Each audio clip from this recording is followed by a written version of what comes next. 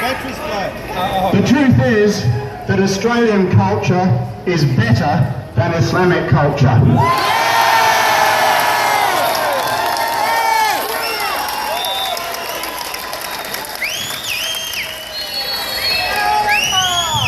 Immigrants that come to Australia should fit in with Australian values, not the other way around.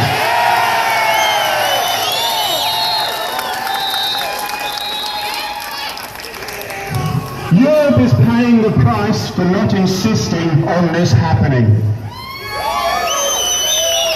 The Islamic culture is eating away at Europeans' own culture and replacing it with intolerance, hatred and violence on their streets, and we don't want it happening here. Enough said already. This year already, 2015, they've had violent murders in Paris, Copenhagen, jihadists have shot peace in Belgium, Islamic State has slaughtered people all over the Middle East. Murders were here last year in Martin's Place. Enough is enough.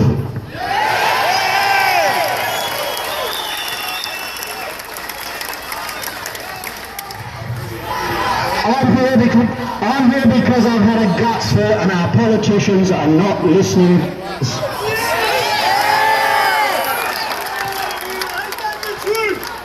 We have the best country in the world and we are proud of it.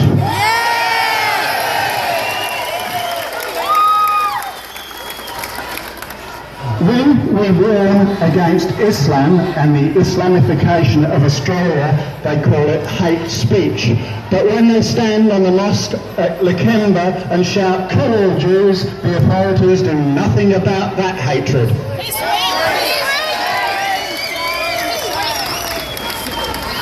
Islam is a totalitarian ideology of war and hatred.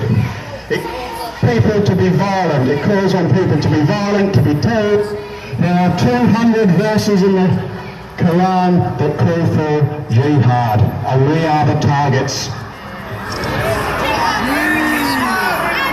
Of course, there are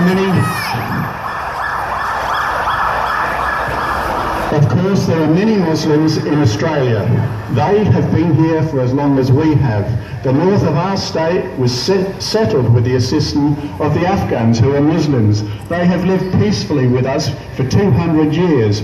It is the Islamic terrorists that have been here for the last 20 years that we should show no tolerance to.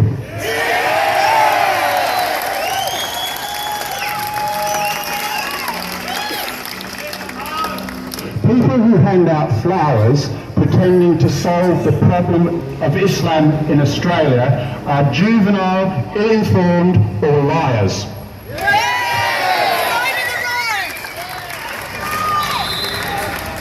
They use puerile, childish reasoning and are either ignorant or they are practicing taqiyya, that is misleading and deceptive conduct towards us in order to promote Sharia here in Australia. We are called divisive. We are not. We're inclusive. We know that Australia is multinational, multi-ethnic, multicultural in origin, and everybody who comes to Australia and who wants to live under our constitution, under our civil and criminal law is welcome. Those who do not are not.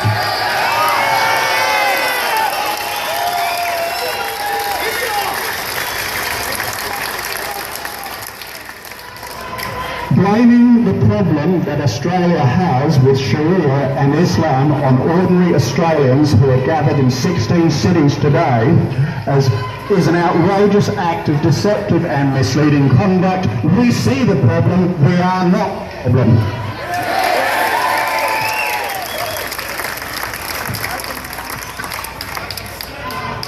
We must not tolerate the intolerant any longer. I call for a moratorium on Islamic immigration until we assimilate those who are already here.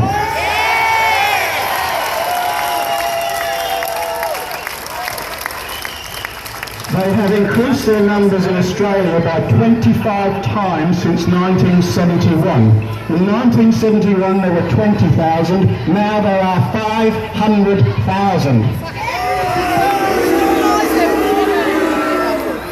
It is a mistake to allow more in until those who are here are assimilated and live by our laws. Our borders define us, and our borders can protect us if we use them. Islamic people who are currently in war-torn Syria do deserve a refuge. In the last year, 122,000 looked for asylum. The rich Arab countries, such as Qatar, took just 46 Syrians found refuge in their local neighbourhood. 122,000 wanted to come here or Europe. That's ridiculous. I don't know enough. I don't squat. In Australia, no more mosques.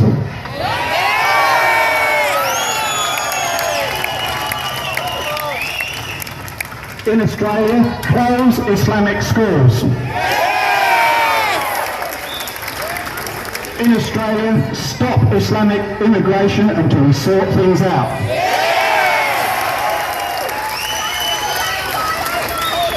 Those who are here already and respect our laws are welcome. Those who commit crimes in the name of Sharia or Jihad, go away, leave our country.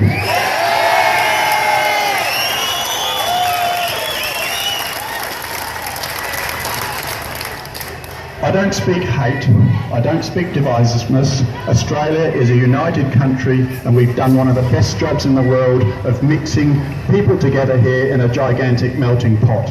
It is the Islamic conquistadors who divide us from Muslims who have been here 200 years. We say, as long as they live in peace with us, they are welcome.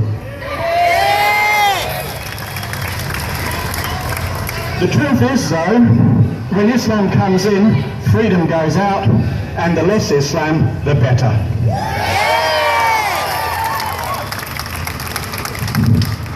Our government has stopped 200 young people going overseas to fight jihad. They're keeping them here. They want to fight. They want to be terrorists. They are now on our streets. Where are they going to hit? It's stupid not to let them go.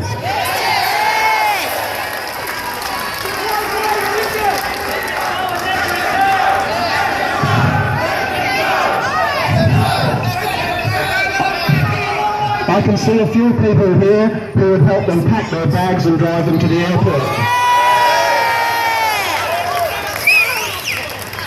But when we let them go, the condition is they should never come back, ever.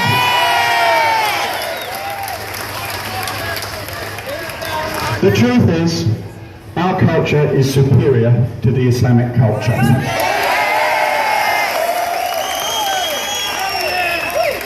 We need to protect it, we need to reclaim Australia's future, we really need to reclaim a united Australia for our children, the Australia that our fathers fought for.